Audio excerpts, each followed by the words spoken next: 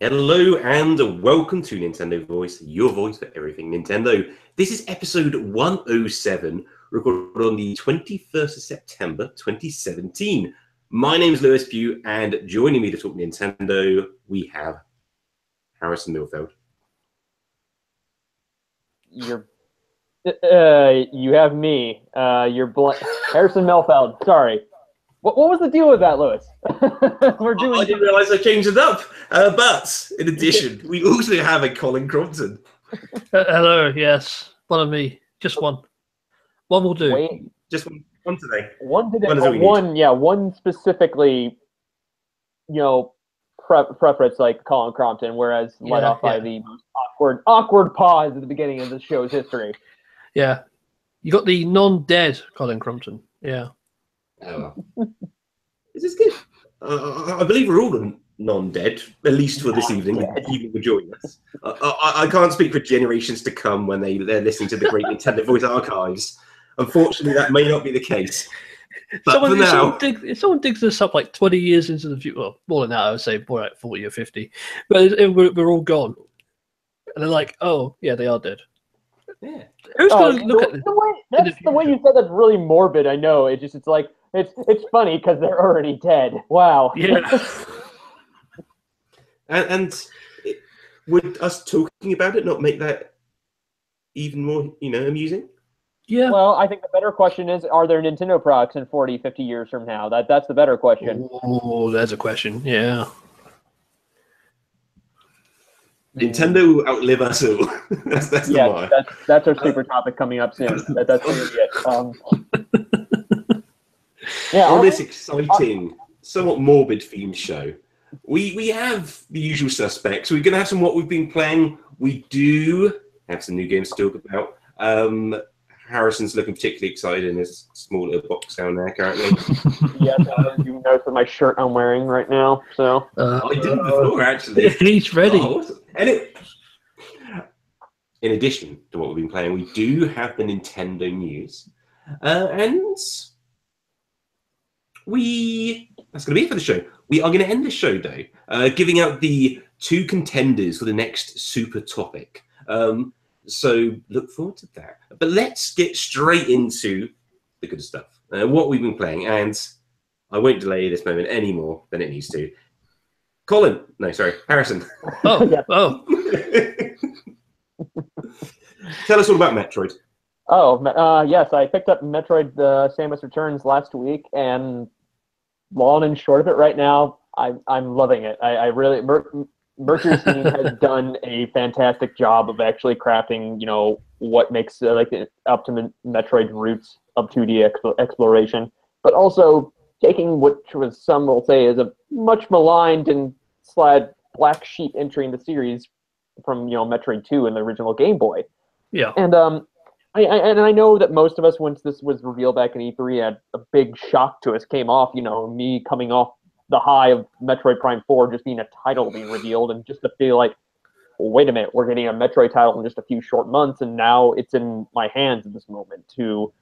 But the way I can say it's really kind of creeping up there to being probably one of my favorite in the series right now. I mean, it's wow. Okay. I've always felt the gold standard for the series has always been, Prime, Super, and Zero Mission. I always felt like those to me were like, if you want to adhere to like what makes Metroid, it's those three you want to look at.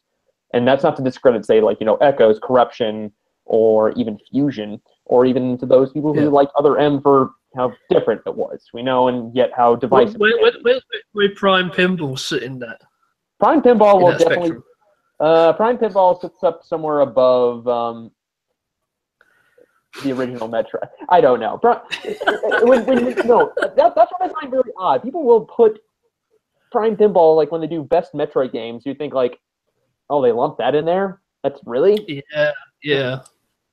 But this is a quality remake, or technically reimagining of a game that, felt like it took for a game that definitely was of its time and based of its own limits of its technology. So, just to go off, it's just gushing so much about it. I mean, if you guys got questions, just ask away what I think. I mean, I have my Metroid amiibos right now, and yes, I was going to ask you about the amiibos. Yeah, it is squishy. It is It's squishy, and it does make for a quality pen holder. oh, brilliant! And Sold. but I will say though, don't squeeze it too hard here because I've seen people accidentally rip the little Metroid off the little canister here. And if that's the case, it makes for a great shot glass. So, and of course, here's the other Samus amiibo that we have here, which is very good and detailed, and makes me excited for if there's going to be more of these in the near future. But go ahead, ask me anything like that. As far as how far I am right now, I am in the areas don't have names like to say this here is like Criteria or Brinstar and such. They're all areas, so like area 3, area 2, and such of SR3D8. So, and now I'm at as amount of Metroids I've killed so far, about out of the 40, I think I have 17 left. Last time I checked. Wow. So probably about the halfway mark then, pretty much. Cool. So my first question is that this game introduces the whole parry mechanic, which is like brand new to a Metroid game. Although Other M had some, it had like some similar ideas with the whole dodging thing. How well implemented is the parry? Because it comes in pretty handily right now. I mean, my biggest worry probably going to the game was, I mean, off the first trailer, that was one thing I really liked that they brought into it because, you know, even when playing Other M, when you're doing things like that as far as combat, despite the control setup that we had, it's cool to look at. It really is cool to look at to see Samus be that acrobatic. But for the enemies that you first start, whether it's just like little flying shriek bats or something like that, my Metroid terminology is getting really out of that one, or even enemies in the ground, it comes in a nice little queue to you, whatever, where you just hit onto it, and it goes at pretty ease. But I've gotten to the point where when our bosses I'm facing or different variations of Metroids, it won't really kind of cut it. You just can't sit there and wait for them to make that move where you can just stun them. It's at some point you have to deal with them with your own arsenal you have without using that parry. But it comes in handy. Yeah. And the fact that you can aim in a 360-degree arc is incredible, and welcome for a franchise like this. But the fact is, like, you can only stand still when doing such if you're aiming whatever it was. But but it hasn't come into a problem for me right now, and it comes with pretty ease. And if I do have to say though, as far as control-wise to have fit on here, it does get a little cramped sometimes. Like, and that's mostly because there were times, aside from the Y and B buttons, A button is where your Aeon abilities come into it, and that's where you have things like Scan Pulse or Beam Burst. Those are the only two I have so far right now. And I will say though, Scan Pulse is very nifty going in, and it's a nice way as far as an ability to kind of replace map rooms in the game, because you can essentially, when you go into any area and you use all this Aeon energy, you could just hit, select Scan Pulse, and there's a specific square on the map that will unveil part of the map. So that does kind of come in handy, whatever, because for me, there are times I do get a little bit lost, but not only does it reveal parts of the map, if you look at the screen, it will show where blocks are breakable and whatnot. So that at least kind of helps to it. So, but also, I think the only thing that I will say, the Metroid Amiibo has come in handy for me for locating Metroids, because that's one thing that it can do. So... So how does that work in sense? Do you just get an extra dot on the map on where the next Metroid is? It basically, that's essentially what it is. It's like you touch it on the screen. It's a GPS. Yeah, it shows where the nearest Metroid is. So that's word to it. Cool. I mean, continue asking away right now. Yeah, what's up? Okay. Yeah, certainly. So obviously, Samus Returns is based on Return of Samus. But I was wondering, despite that, what's the closest game it feels like in terms of gameplay? Ooh. In terms of the movement of the character, the design of the levels. Well, I guess that's one too. But the design of levels, I would have to say, it definitely echoes a lot from Zero Mission, because whereas in Fusion, where you were kind of restrained to one area and you did not have that movement to actually explore more often, this, it's your idea to pursue the Metroids, or go around to explore whether items you need to find and complete your journey. Which, of course, it is nice that, and of course, past Metro games have done this right now up to Zero Mission, is that it is nice to actually see a lot of these items marked on the map, whether it's like a little dot or like a dot with a circle around it. So those help out a little bit. I mean, if for as many who would like to say Super Metroid perfect, the one thing that would make it just a little bit better, though, is it would show what items that you marked off. That's really what, because you notice in the old map, it does only show dots where items are, but after you collect them, they don't disappear. Yeah. Or they, that's my own, that's really as far as the complaint you could say about the game. Okay. But I'm sure many could get to it. So, but as far as comparable, it's Zero Mission mixed in with that little sprinkle of other M's combat. Cool. That sounds like a good mix. And so, I guess kind of following up with that, so you play with the circle pad, right, for your movement? Yes, correct. Your Aeon abilities are mapped to the D-pad. Yeah. So you may have covered it. You say, I think after long play sessions, it can get a little bit cramped. It does. There are times where I just like, thankfully I have. When you say cramped, is it like Kid Icarus bad? No. That's okay then. No, I'm just saying this is in terms of like, this feels so comfortable as far as a Metro game.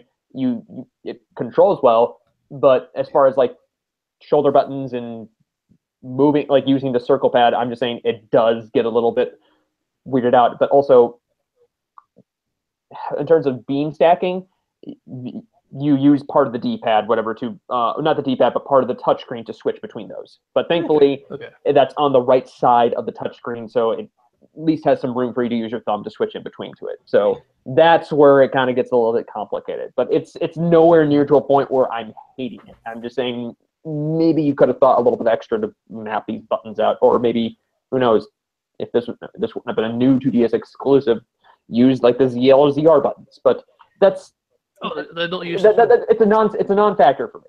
And I'm just, it's like once you get more and more abilities in this game, I mean, you can understand how well like the developers, especially Mercury's team, actually did so well to make Samus flow incredibly well. Yeah. And that and the music's fantastic. I mean, the remix opening to the like surface level SR38 is just.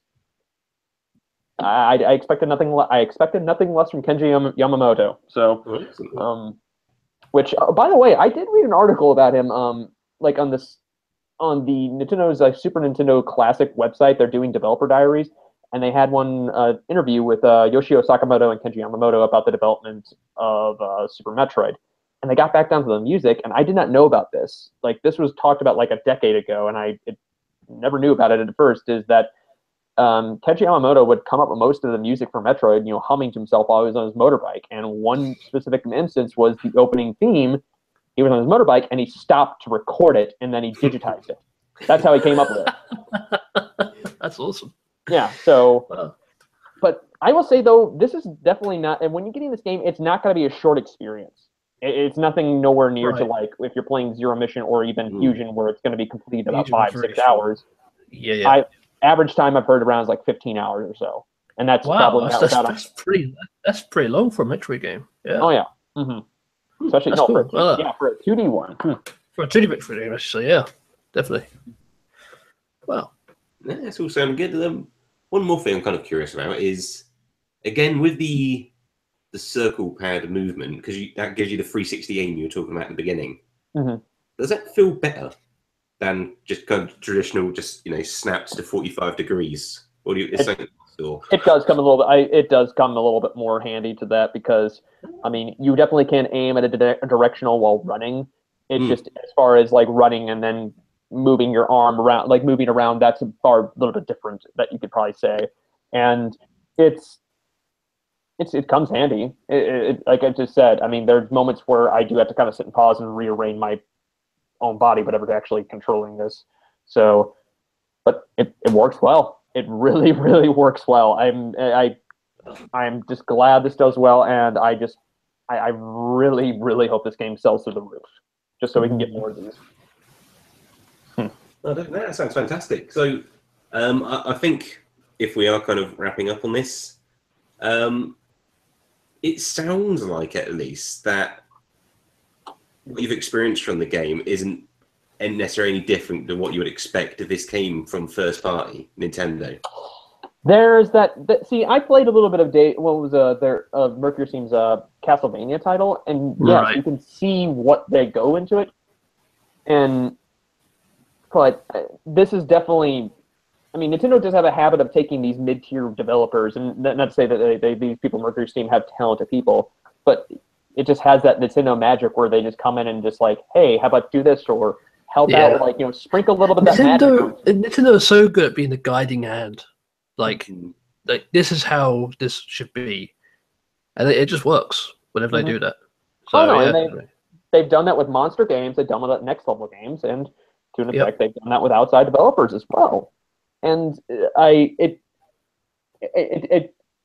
can tell that, like, there's a part in, like, yeah, Nintendo didn't necessarily develop this, but they had a hand in it. That's where I feel like I can tell. If you would have told me Mercury Steam didn't make it, I was like, huh, this is strangely different as far as their other efforts. But when you tell me that, I'm like, okay, I can. Going back from Castlevania, yes, I can see this now. Yeah. So okay, but no complaints so far, none. Yeah, that's all. Metroid Samus Returns. You own a 3DS. Go pick it up, please. Harrison commands you. I command you, and this amiibo commands you. I don't know, maybe. No, seriously, Colin, you know you want this one. It is a cool looking amiibo. I don't know if I want it, but fine. Watch them turn out Monster Hunter amiibos for you, actual good ones. Would that interest you, Colin? If the Monster Hunter amiibos came over, I was about to ask what your dream amiibos were. So, if they do something useful, then of course. But only if they did. Yeah, of course. Of course, okay. I don't collect little figurines or anything. That's not my thing. No. But aside from me just praising so much of Metroid right now, I have been playing another game, but for the Switch, and it's an indie title called Lickspear Double Spear Edition, and it came out about a week ago or so on the eShop, and finished that, and I'm actually reviewing that for Pure Nintendo's site right now. I'm actually writing it currently at this moment and trying to get it done. And at the moment, yes. Just hear that faint. What podcasting is that is multitasking at its best there. The best way I can describe this is it's a 2D action arcade spear throwing game where it takes place in an ancient Germanic future. So, and neon populates neon is the basic color theme for this game, and you can take control of two different characters, male and female, one named Hans, the other named Helga. And the basic way to say this is you start out with in each level, which has different breakpoints, but you're technically on rails, but not so much. You stand on the left side of the screen, and you have your neon glowing spear, and then you have enemies that come from the side, and these aren't just your typical enemies. There are things called, like, you have zombies, hipster ice giants, and you have walruses with wearing fez hats on skateboards. Sold. So yeah, this is what you have now. You just aim your spear to basically just defeat hordes and hordes of enemies. Some of these take one hits. Some of these you may need to hit directly in the head to destroy. But once they get a hold of you, even if it's one touch, you're dead. It's the contrary of it. Like, one hit, you're dead. But once you clear one's enemies, you move to the next part of the screen that you are not controlling, and through these different scripted events, and then it will place you in a different environment. Now, these ones will vary whether it's either a flat plane, or it's a diagonal plane, or downward. And of course, this could affect how you throw your spear, and of course, it does have a reticle how far you want to throw.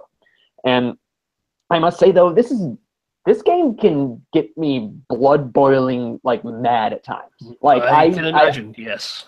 I feared for playing in handheld mode because there were at least a few times where I felt like I was getting through, and then one little enemy I forget comes and just kills me. And I have to set down my controller and really have to almost scream. So I think the worst, though, for this is the boss battles, though they kind of have a bit of a cheapness to it, because for them, you have not necessarily weak points, but there'll be some portions where they'll be shooting lasers at you, and you have to shoot like little orbs to stop them. And Okay. this is basically one of the things that really, for me who loves really hard platformers, this is where it's like, hey, quick time reaction to a point where it's like you need precise hits to actually get these out.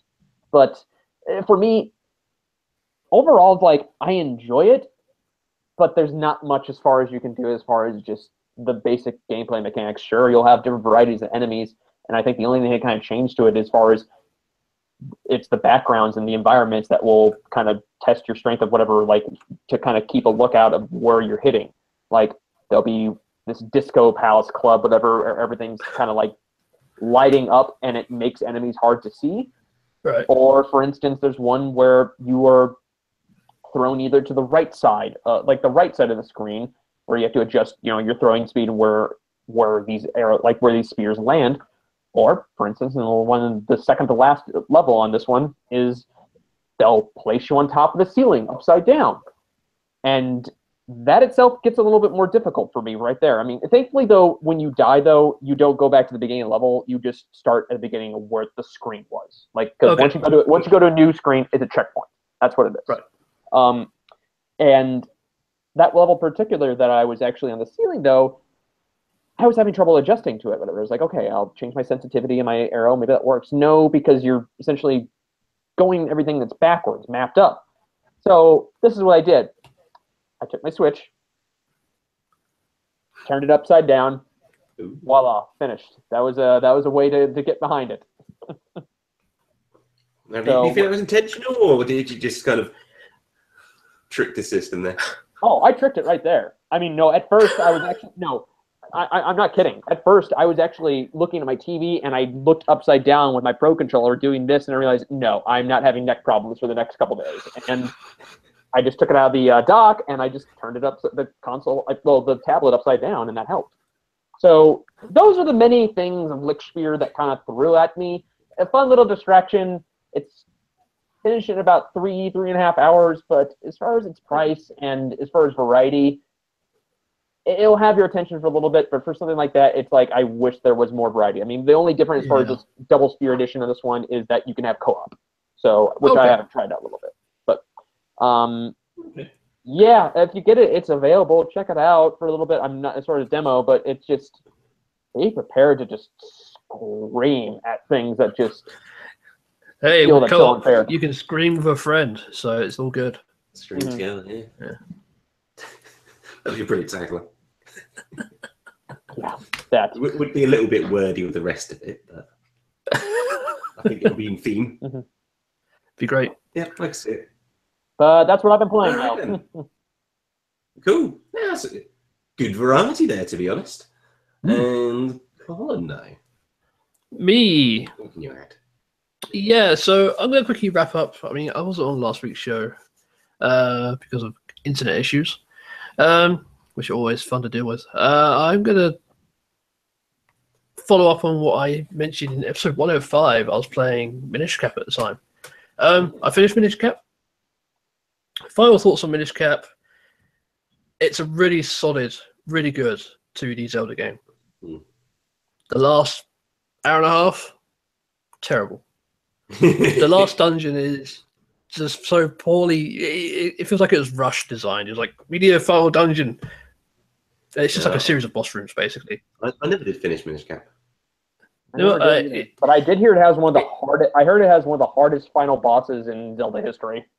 Unless that was. It has a hard boss, which you have to fight like in 3 different forms because it's Capcom, and like we're gonna make this super hard for you. It's ridiculous, and you get no rests in between. So you have to go in with like, I only had 3 bottles. So I had 1 fairy and 2 potions, and I barely made it through the other end. And it's like, what were you thinking? And, it's anyway. But yeah, it's a really good Zelda game. Just brace yourself for the ending section. It's a slog to get through. But I've been playing a new game, a very recently released title, one that I played a demo of. Yeah. I it the best purchased the best. It was the best demo ever, and it gets even better because I purchased Monster Hunter Stories. Ooh. Now, the game not only rewards you for playing the demo by letting you continue your file from the demo from the exact point where it ends, it just continues. So there you go. This is where you go up to. I said it's a handy feature. Yeah. Sorry, Where? it's very handy. It's like okay, I thought it'd take you back to like the save point or something, but it's like nope, keep going. Not only that, it throws some bonus goodies at you for completing the demo. And it also detected that I played Monster Hunter 4 and Generations, so it gave me even more stuff. Like, all right, bonuses. It's all, and it's not small bonuses. It's giving me some quite, not late game stuff, but stuff I shouldn't quite have yet. As like mainly costumes, and there's one like material I need to make a powerful weapon. It's like, I'll take it. But yeah, Monster Hunter Stories is... I haven't put too much time into it because I've been fairly busy as of late, but what I have played, it might be the greatest 3DS RPG that I've played. It's quite a bold statement there. There's a few of those. It's bold because the game is huge. And the demo gives you a small taste of that, but the full game itself, like it unfolds out. And it's like... How do you know how big it is? Well, because you can see the map. Oh, just by the map. Just by the map, and I've done I've played maybe 5 or 6 hours, and I've done one tiny little corner of the map. It's laid out quite similar to Xenoblade Chronicles X, where it's like so many continents. I mean, it's one giant landmass, but each section feels unique. So this world is pretty vast. It's pretty vast, yeah. And it's beautiful too in that game engine they've got for it. I think it looks glorious. And it runs Remind us, Colin, what do you actually do in this giant world in Monster Hunter Stories? It's Monster Hunter, but it's a turn-based RPG. So it feels quite similar. It feels quite similar to Pokemon at times, actually. Okay. In that you capture monsters and you raise them up and you bond with them and it gets stronger that way. But yeah, it's just having the ability to capture any monster not any monster you see. Well, you can capture any monster you see technically because you get these items called paintballs, which are used in the core games. But in the stories, you find a monster, you throw a paintball at it, and it runs away back to its nest, which means you can track it to its nest, and you can take one of its eggs. Because every monster in this game lays eggs. Andy? Whether they're a bird, snake, whatever. Spider, everything has eggs. So, yeah, and the variety of monsters you get... Again, just like Pokemon. It's huge. Like, my favourite so far is Nursilla from Monster Hunter 4, which is the giant spider monster that you fight. I've got a baby one of those. I'm just riding around on it, and it's just so much fun. And so I wasn't really expecting to have a spider as my main thing. Yeah. Can you ride any monster in the overworld, as it were? Yes, any monster you want. So even ones that can fly, and you can use those abilities. So if you've got a dragon that flies, you can fly.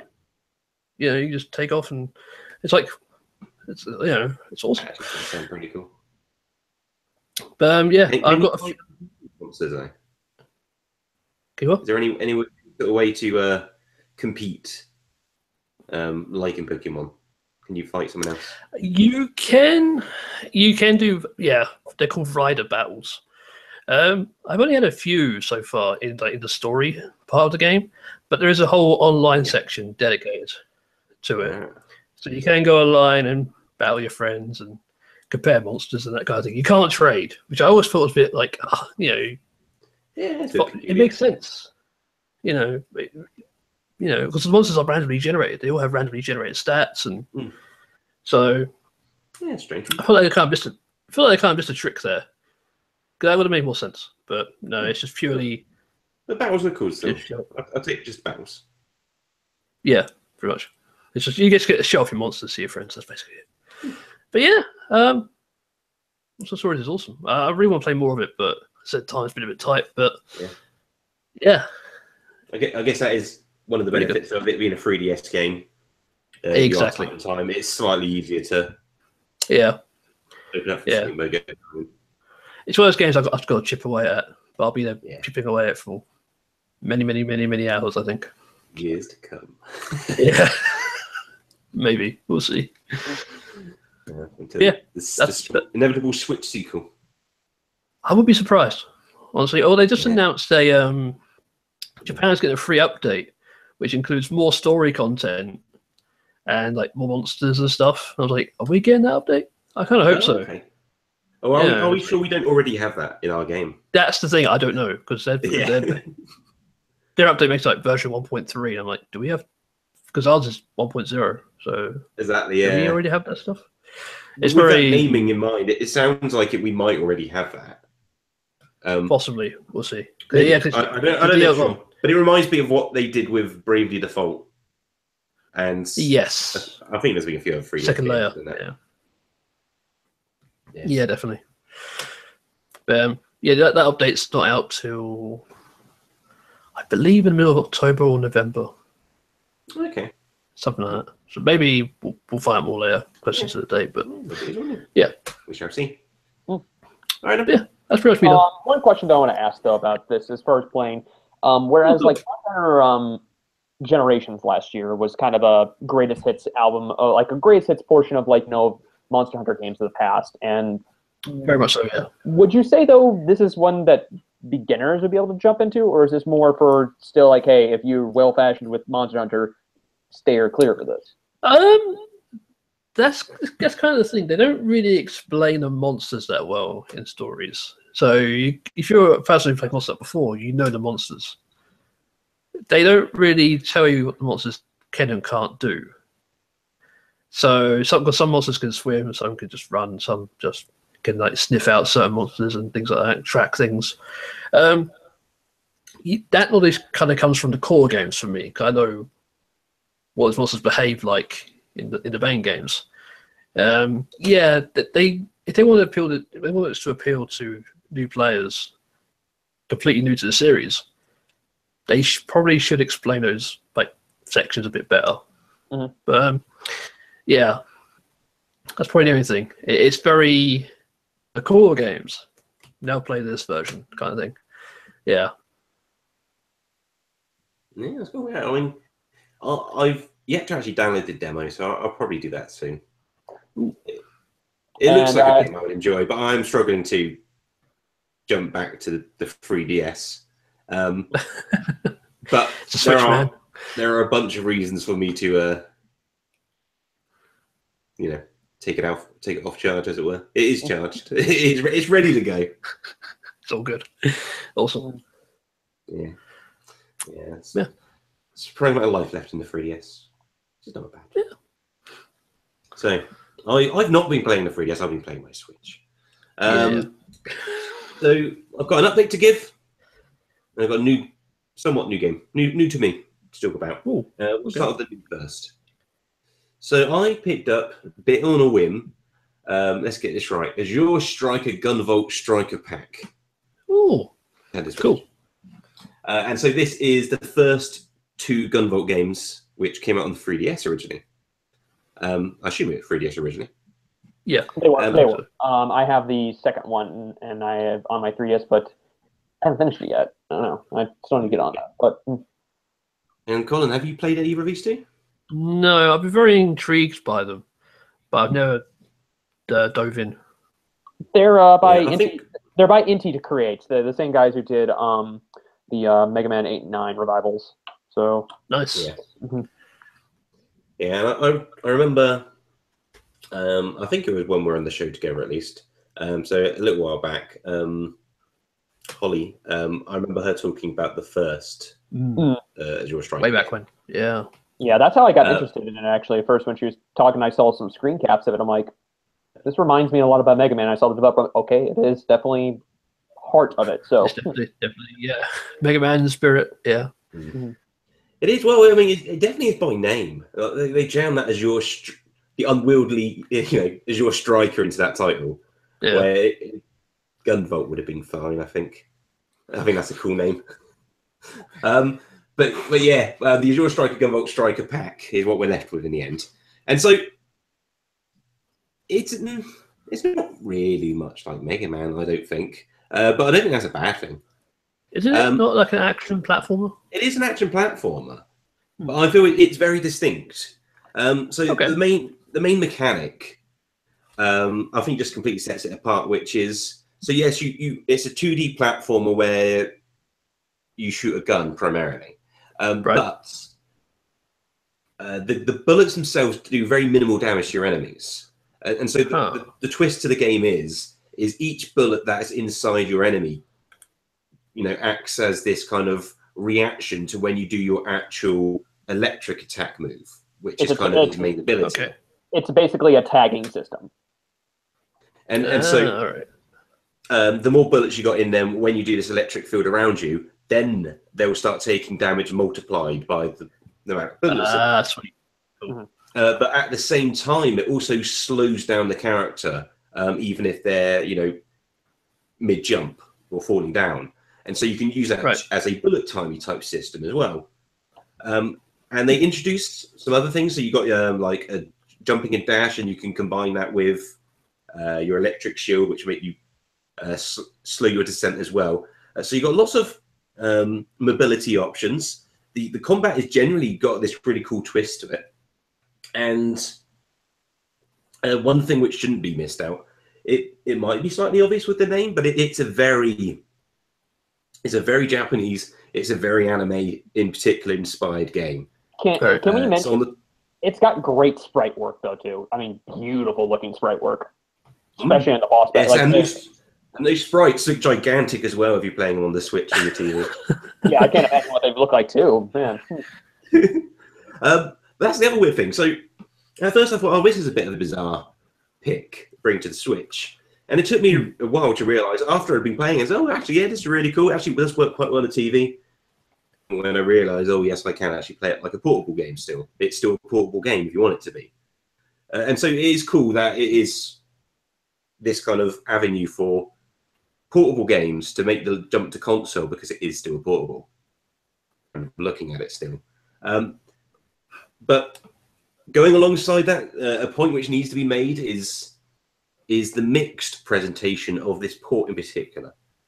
And and so in terms of the sprites of the game, the general sort of HUD and such, when you're actually in the movement,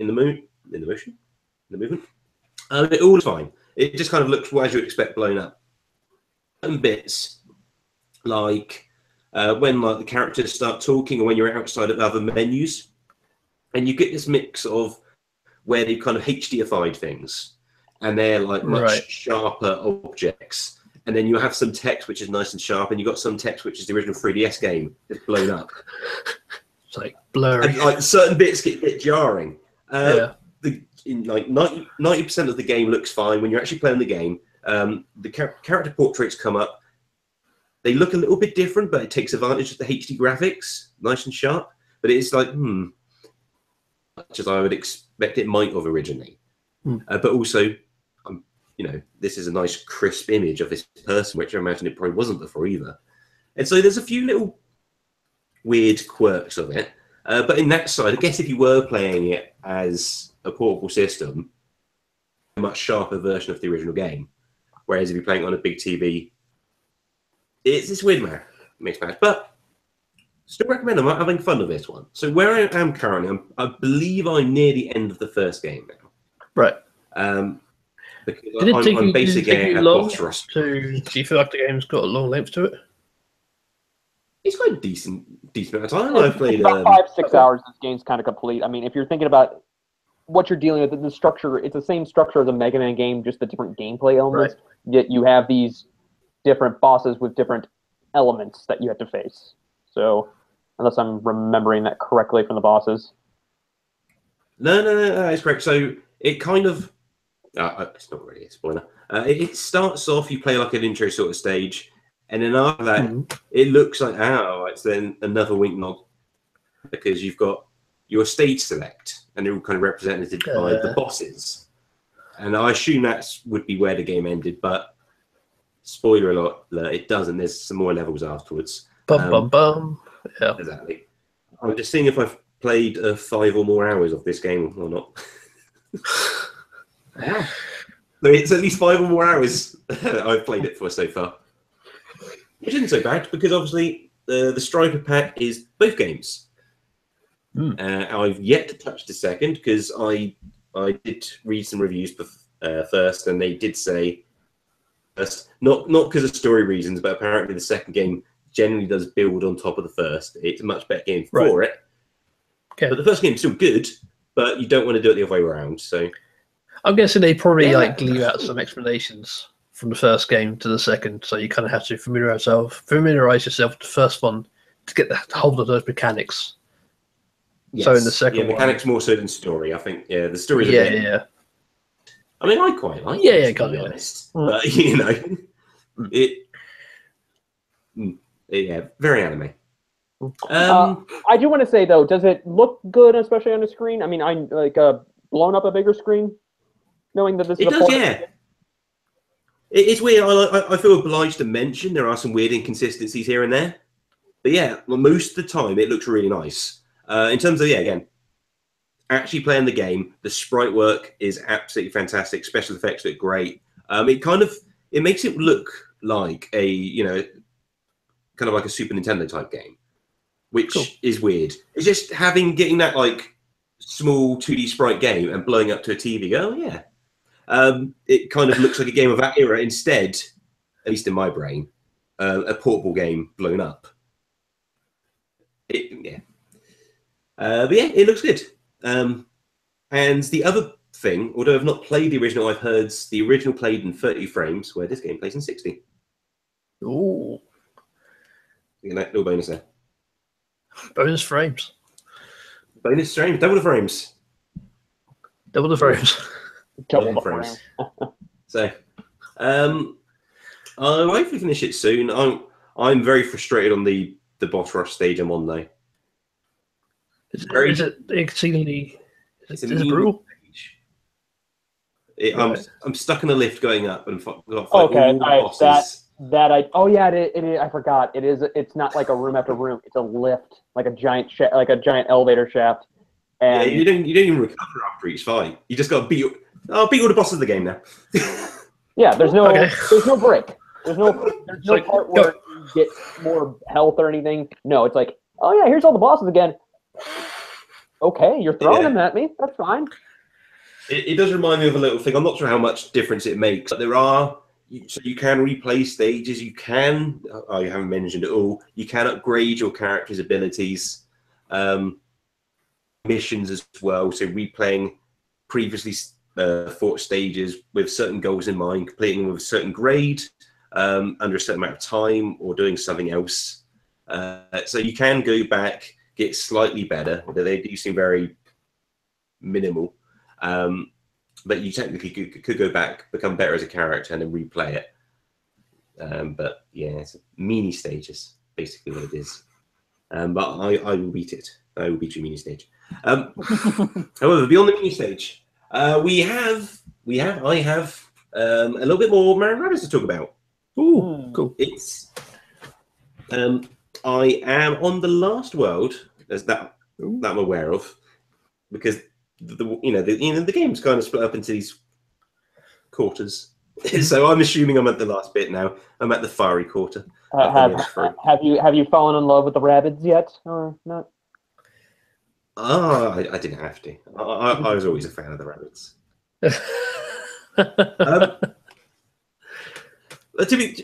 In all honesty, though, I think this game is like the best representation of the Rabbids so far. And I'm not. I mean, not just the Mario characters, as in like the Mario Rabbids, but because when you wander around the world and you'll just see Rabbids like in the distance doing like daft stuff. But I think that's potentially the best like viewing place for them, is because like you could just run by and not see them, or you could spot them, but it's not drawing any attention to them in itself. Press the A button and look at them, and sometimes it's just in like I mean, it's like stupid stuff, but it can be quite humorous, just in terms of how it's animated, and like sometimes it's a surprising amount of detail. Like there'll be this kind of long sequence of animations between these two. Like there was one where there was these two rabbits on this rooftop, which has a slight curve to the bottom of it, and they're looking to the distance, and then they kind of slide down slowly. They bump into each other, and then they start making out, basically, and then they kind of. But it's like strangely graphic, but in a bizarre way, and they look very embarrassed themselves afterwards, as if nothing happened. But it's just like random comedy, basically. But yeah, in terms of the game progression, it's getting quite tough as well. Which I've been hearing this thought echoed amongst people who've been playing it, and I think people who've not necessarily got to the last stage, it is a tough and challenging game. Is it like a difficulty spike? No. It's nice and gradual, which is good. Cool, right? Like, I think, to be fair, I mean, I would. I think why some people might be struggling more than others is because I feel I'm quite well versed in like turn-based strategy games, at least like Nintendo's flavor of them. I've played like a whole bunch of Advance Wars and Fire Emblems now. Definitely loads of Fire Emblems now. And if I hadn't played any of those types of games, and I jumped into Man Rabbids, I imagine this game would be crazy tough. I'm playing with that sort of mindset on already. All those like lessons those games have taught me. Yeah. And Man Rabbids will still make me generally think, like, stop. All right, check the map. Process all the information. Like, do this properly. Don't rush it. You do have to take those like tactical considerations into mind. It's not just a matter of, all right, let's go off in the directions that we're facing. We'll figure it out. Yeah. That will not end well. And the more I get through the game, like the more you need to be in which characters you bring into a battle. For a fair period of time, I was just bringing like Mario and Rabbid Peach and either Rabbid Luigi or regular Luigi. But now, before most fights, I consider the battlefield, consider my characters, and which will be best for the job. And so there's a lot of cool things coming together that we're upgrading the weapons, the skill tree, and the ability to take those points away from the skill tree, and then deck them back out in a different fashion, respec them for the particular fight because there's no penalty for it. And that gives you like another layer of like pre-fight thinking you can do. You go, all right, maybe I got defeated this time around. It'd be handier if I had some more range, or if I was if either I could get in closer or just have more powerful shots or better defenses, and you can respec up your team in that way, and that's really cool. And it just changes how you play that fight, and it might be afterwards you spec back to how you were, or you just use the auto spec as you were before. But it's cool that you can adapt and change, and it is. Yeah. It's also that you're not on a set path. Like experimentation is the key. That's awesome.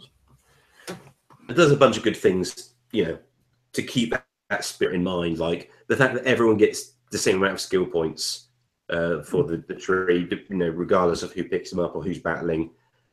Everything in the level, so it doesn't give you any reasons not to use certain characters or certain options or choices. So yeah, I think I'm trying to think now.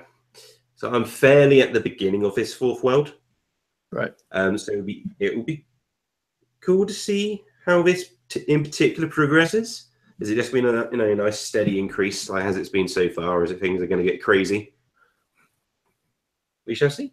And the last boss, the boss of the basically the spooky world, the ghost town world. It's the one which may have a slight opera theme to it. Yes, I may have used that music in the I think it's 5.5. I used the music in. That's awesome. I was listening to it. I was like, this is something like rare from like the late. It reminded me of Conkers. Yeah, like, Conkers it's like does, rare yeah. late 90s would do. This is awesome. Yeah. Well, yeah, let's check the Switch, see how much playtime we've got in Marin Rabbids. Ugh. Over 25, apparently. oh, wow. That's good. Well, I mean, as I mentioned before, I was like never really big into XCOM. But the more I think when you talk about this, I really do. I mean, I'm glad this thing reviewed really well, and how so far that we're going to just this may lead to more bigger collaborations. So, but it seems like it's quite the surprise, and one that is a lot deeper than we we just never really gave the chance to that when it was first leaked out. So it's just nice to see how everybody was like, why would you do that? And now look at it. It's like it's crazy. Yeah, and I wasn't expecting this to be my next like portable turn-based strategy game, which to me to get pulled into, like a Fire Emblem sort of thing. It's kind of fit that role right, rather nicely, and that was probably the biggest surprise to me. Which is bizarre out of everything involved. But I think Nat's going to cover things for the Walking Back. That is a lengthy one we had. We did have a lengthy one. I had a suspicion it might have been, which is why we got the 2 features. And the for the 2 features, a point I didn't make before the show. I've been doing it quite well recently. And you're probably quite grateful I missed out such self-promotional items to begin with. But how could you? They cannot be escaped. Not until we got our own sponsors. We have a Patreon. And we're also doing a competition currently. These things are together. And so the competition we're running is to win a Super Nintendo Classic Mini. And the way you do that is by joining us and supporting us on our Patreon page. If you go to patreon.com/Nintendo Voice, and if you subscribe, support us for $1 a month or more, you will be entered automatically to win the Super Nintendo Classic Mini.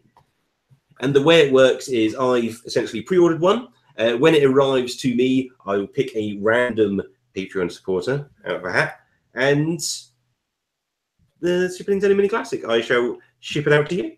And it will be the PAL version, but you can play it worldwide. And it's as simple as that. But in addition...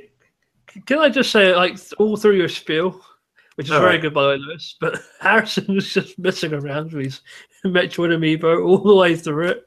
Yeah. I've done worse, don't worry. Oh, no, you couldn't see it. I'm sitting there, like, I was squeezing the Metroid on here, like the Metroid amiibo, and I just get it closer to my camera just to hope to offer the whole situation.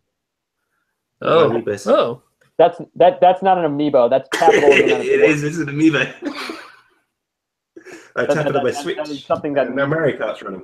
Thrown away. That little Mario Kart on my Switch. See, it's an amiibo. I hope that scratches your Switch. How dare you! What? The other advantage. Oh, there's more amiibos. It's my second amiibo. That's our second feature. Hey, that's our second feature. But we're just showing off our amiibos. Here, let's go back. Let's go to my desk. Done. But yeah, the Patreon bits on there, whatever. I mean, again, we're creeping up on the SNES Classics release at the moment, and very soon, isn't it? Yeah. So it's not far off now. I mean, every little thing counts on there, whatever. I mean, I know we're small starting out, but we hope to provide you all the better content we can coming in the future. So. Definitely. And so, in addition to that, in addition to the competition, obviously the money does go towards making the show better. We're going to go towards recording equipment, cameras, games, and so on. But by bringing a suggestion for a super topic, and so this is a full-length feature, which can just be a question, or it can be some of the more elaborate ones we've done. You can look back at our Waluigi special of a few weeks back. Don't look back at the Waluigi special. Don't get inspired too particular by that one, maybe.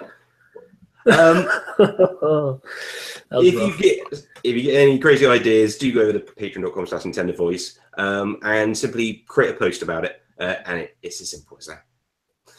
So, Nintendo news. And the first thing that we have on the agenda today is Nintendo shares. They're the highest they have been in 9 years. And so that would take us back to the Wii days. Not the highest of the Wii days, but which is odd. Yeah. Well, 2008 I felt like was the peak at that point, and it was right after that. Was that Wii Fit? Was 2008 Wii Fit? Yeah. No. 2000. I'm trying to think. 2008 was the Wii Music thing.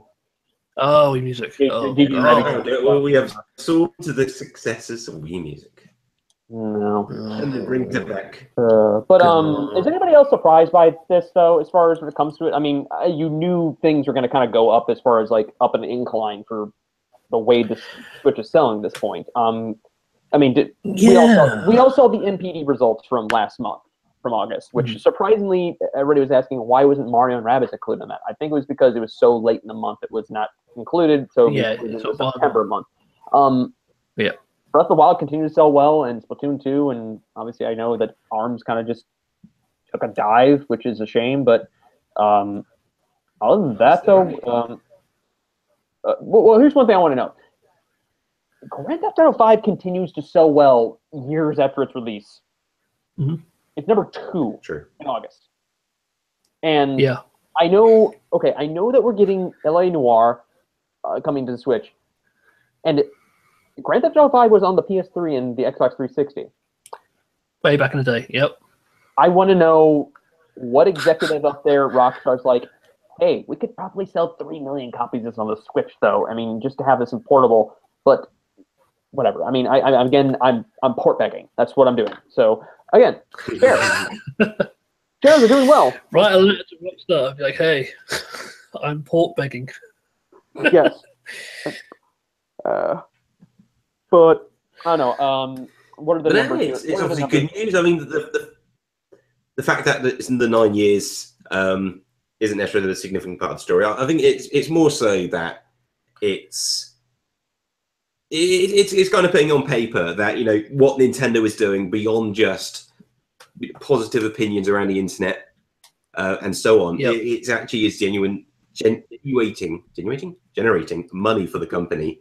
It is putting them back in that position, which they proved that they did, or was obviously very successful at, back in the Wii and DS era. That's the other important pillar to mention of that time. They were really breaking in the money. And yeah, it seems like they've this ship around essentially in terms of the financial side. They are heading in that right direction. And not only that, they are on the horizon. Well, it's a heck of a resurgence. That's all I'm going to say. It's this like comeback, if you want to call it that, from the glory days of the Wii. I mean, it's pretty impressive. And I did not think the Switch would be the console that they do it on, but they are. And, so yeah, you're right. And I will say though, it's the way it's selling so well right now. I mean, but the real test though to coming in is obviously going to be the holiday season. If it's selling so well now, I imagine it's going to do if it's kept well in stock. But also, you have to thank for a good lineup here from indies and first party, and then the one or few like third party titles that we're getting this fall. That you have to see that this is, there's a lot of potential. There's still potential, and there's a lot to be hopeful. Going into 2018, for if this thing continues to get the legs to go through, into beyond. So, yeah, geez, it's just I'm glad it is, but also I do continue to be wary though going forward. I mean, that's just me being the contrarian I am a little bit. But no, but I'm glad. It just, I mean, this is just, it's the same thing when it comes to investors. When you see something good like this, it was bound to happen when you see positivity over something that is actually okay. We see a lot of potential in this going forward, and plus people knowing that Nintendo's probably going to have a pretty good holiday season, especially with 2 new Pokemon titles and, of course, Mario Odyssey. Yeah, and just the Switch's first holiday season, as it were. I imagine it should be all right. Let's jump straight into our next piece of news, which is around Final Fantasy. And so we've got a little bit of news around how and what Final Fantasy 15 may look like if it ever hits the Switch. And so there was some speculation around, when they announced Pocket Edition, that might be a thing that we get instead. The proper 15. At least it was just speculation around. I think I might mention that. That doesn't look necessarily it's going to be the case, which is the good news. So Final Fantasy 15 director, apologies in advance butchering names, Hajime Tabata? Yeah, pretty close. Yeah. Had an interview recently and gave his thoughts on the 15 project for Switch, or whether that would be a thing which would happen or not. And so, to quote the man directly, we're actually doing a very specific technical investigations into what's possible at the moment. Technical investigation. Where we are at the moment, we've completed those tests and have worked out where the ground lies. We're currently in the middle of discussions and debate about what we should be doing and how we realize that on the Switch. And so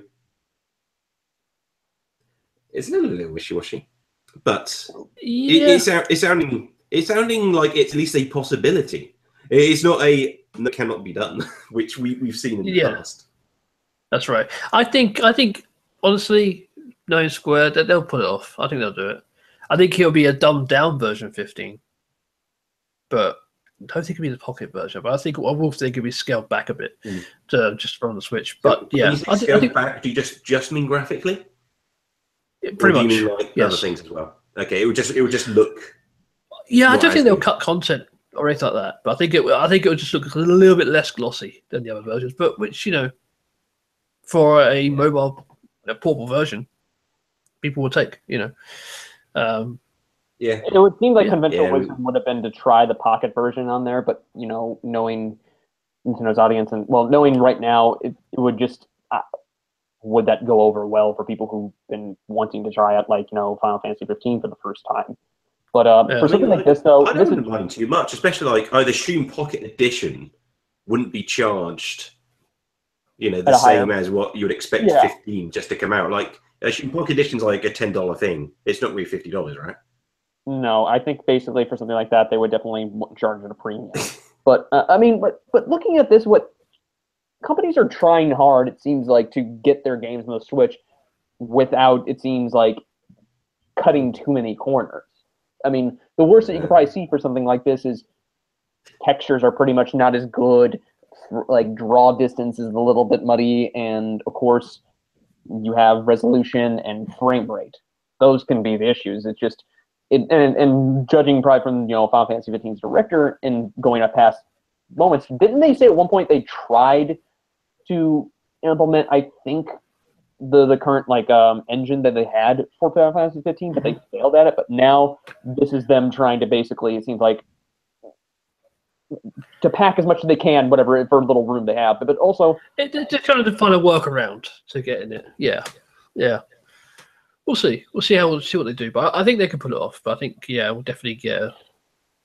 I'm skeptical. I really, as far as that. I mean, then again, we got Doom, and we're getting Doom and Wolfenstein on here, which, of course, the latter I'm shocked we're getting. Cool. Let's jump straight into Doom then. There's a perfect segues of impressive console games down to the Switch, and so we have now had hands-on opinions. I've read from Engadget and also from Digital Foundry, and I'm sure more, have had hands-on and given their impressions. And so the news is, so Doom seems to be running at 30 frames on the Switch. However, beyond that, it seems to pretty well represent the other versions. It is technically, on that technical front, it is lower fidelity, but frame to frame, moment to moment, it's that same game. It feels the same, which is the good news. It looks really impressive and it runs well on portable. Interestingly, it seems that the hands-on so far have been exclusively, at least what I've read, in that handheld mode.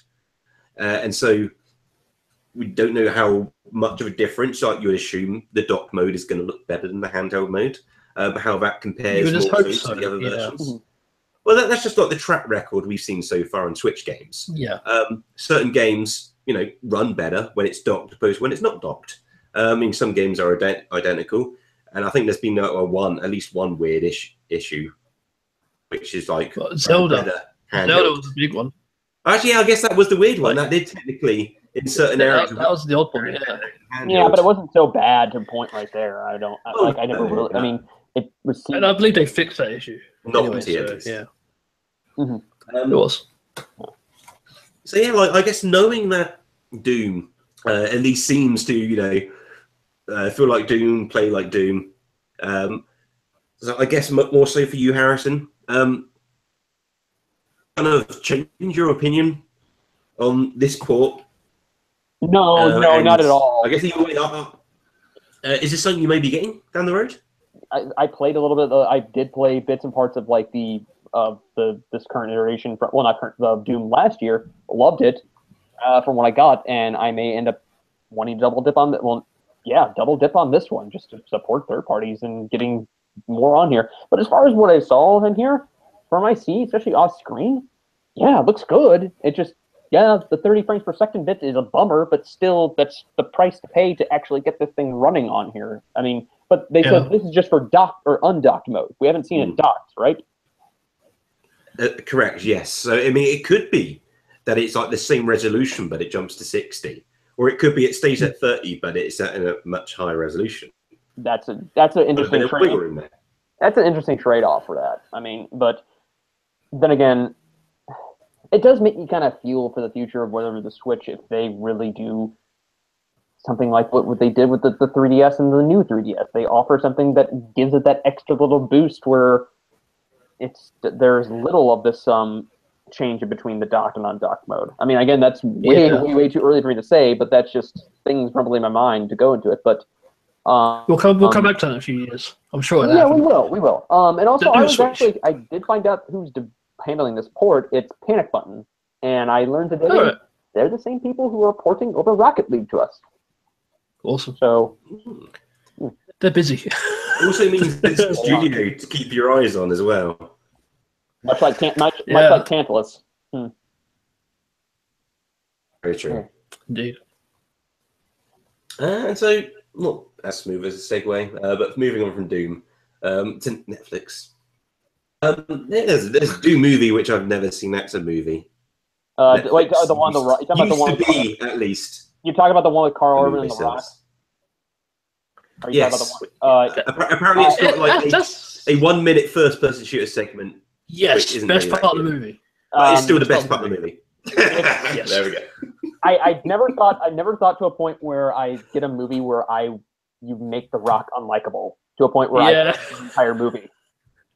So I think my first point off where I realized things were going to go, okay, even though I realized, okay, maybe this would be campy, and then I go into it, I'm like, so it's not demons from hell, but it's just this ancient thing dealing with a new chromosome, and I'm like, oh, no, movie, no. Yeah, they kind of missed the point on Doom. I was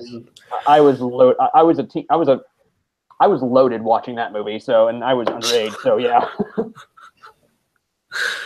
Yeah. I know this news story is about Netflix, for the record, though, on the Switch as well. What is saying that?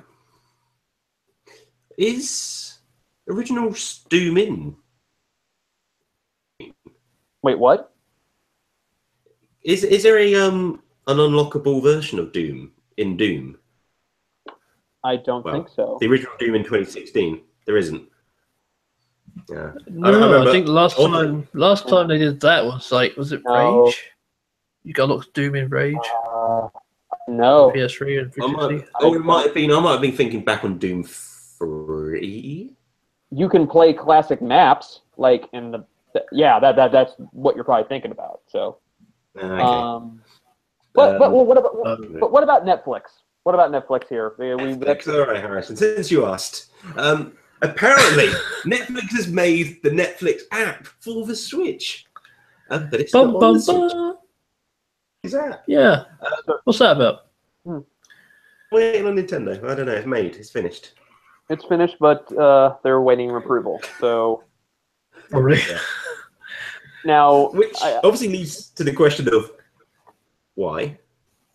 Like, would it be such a bad idea to have Netflix as your only downloadable app? I think it's better than zero. I am. Yeah. My pretty guess much. is, do you think that they're waiting for everybody to get their ducks in a row for like the Netflix, so, app, yeah. Amazon, Crunchyroll, YouTube, all that, YouTube, and all that, just so Maybe they not can all of them, roll it out but at like once? enough to go, all right, we're launching apps now. Here are the apps which are available today. We'll get a direct and it'll be like, these are the apps they're going to be launching with our new online service or whatever. And it's like, boom, boom, boom, boom, boom. Here you go. Yeah, or maybe they'll go the really evil and dark original Microsoft Xbox 360 route.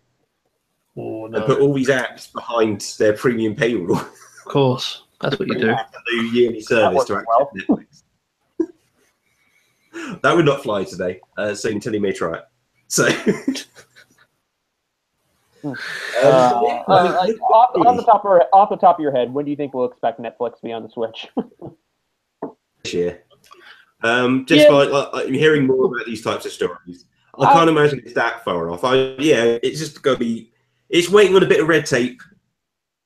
Maybe apps to come in line with it. I'm gonna say late 2017, early-ish 2018, because I feel like I was just saying late 2018. I was like, wow, really? Yeah. That's my window of thing on there. So, but I'm going to say November the 14th. That's very specific. Is there any reason why that date is important to you? Absolutely not. It's just that's what's going to happen. I'm setting Mark my words. I was expecting like a family thing, like, oh, it's my mom's birthday or my brother's birthday. I'm like, oh, wow, that's very interesting. No, I just picked a number. Okay. Yeah, pretty much. Dear. Okay. Well, that leads us to our last story of the week. And this is an odd one. Odd, but charming and... Yes. Yeah. Mm. So, it has been discovered, and I think this is pretty much confirmed, that there is a secret game installed all our Switches. And this game is a modified version of the NES classic Golf. Yeah. That was like a question mark quotation. I'm not sure it's ironic or not. Golf is on the NES? Don't know. That much I'm sure of. What makes this version of Golf special is a couple of reasons. The first is what actually makes it different, which is Joy-Con motion controls. And it even has pictures of animated Joy-Cons, like in the graphical interface. So it is being modified in that sense, both the graphics as well as the thing. But apart from that, it looks and apparently plays like Golf.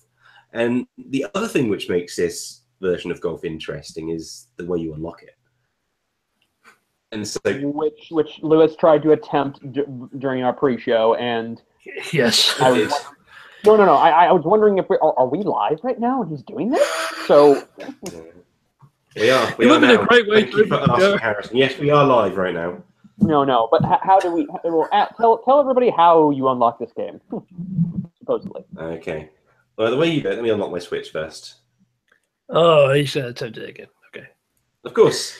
And so what you do, you have your Switch in front of you. Let's have it. And then you take two Joy-Cons. You need them in your hands like this. The other important thing about this is you need to set the internal date of your Switch. The way to do this is you have to actually put it in airplane mode first, or have them not connected to the internet first, or else it will autocorrect it for you. So the date you need is July the 11th, and if the year is important or not. It might be. Did you set the year? I've set it to what it said has worked, which is of this Okay. of next year. You can sit on there, but for people listening, the July 11th passing is for the date of Satoru Iwata's death. Yeah. Which of course he did work on this game, Golf. So yeah, and the way it works is you make the direct motion, as it was, and so you want to hold the Joy-Cons to your side, you put them up close, and then you do this. It didn't unlock for me that time. Oh, if that would unlock, if that would unlocked on the show, I'd be like, that'd be awesome. No, I'd be like, turn the camera. No, I'd be like, I would be telling you, cut a portion of this onto YouTube, and there's our viral video. 1,000 views.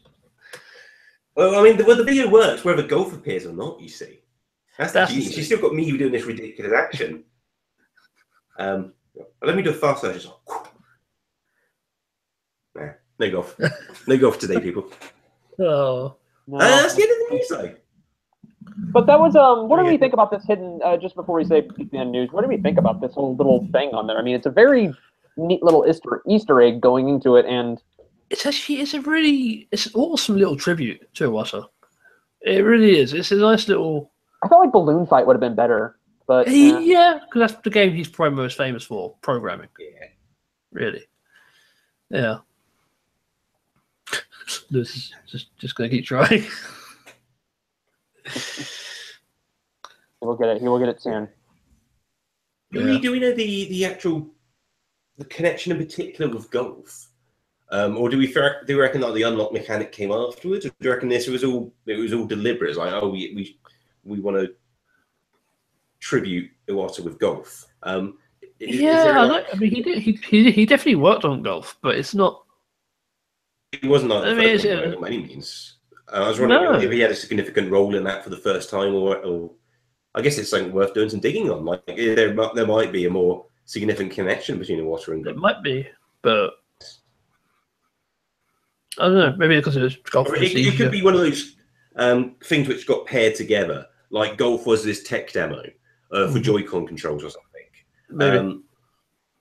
And then someone came up with the idea, what if it would be a nice tribute to keep this inside but hide it away as Easter egg. Mm-hmm. Yeah. With that method. Either way, it's cool. So I'm going to be practicing my recollections to you. Trying to get some free Golf. Because that's what you really need. I mean, that's the real spirit, I believe. If you want some free Golf, I know somebody in my area and we can hook you up. But that's a different. Cost you a plane ticket. That could have so many meanings. Yeah. Okay. Well, but I mean, yeah. Oh, news. We're done. We were done with the news. So the first is the super topics. We have two super topics for you to vote on, and anyone can vote. Just head over to patreon.com/Nintendo Voice. You don't have to be a member to vote. And the two choices are, we got Jonathan Cruz with his portable suggestion. Which Nintendo handheld revision was the best? Could be any one, so long as it's one that's revised on its original design, such as Game Boy Light, Micro SP, etc. The game shouldn't really be part in the decision making. I'll keep into account which one perfected on its original the best. He goes on, his pick would be the DSi, the flat matte finish, the slim compact feel, perfected to the light design, and the addition of the digital shop was sweet. So we've got a discussion around all things portables and our best. It'd be a good discussion to have. Exactly, it would be a good discussion. There are a lot of Nintendo portables out there, some more obscure than others. Would be a nice meaty topic. The other content. Daniel Gaskin, Sega on Nintendo.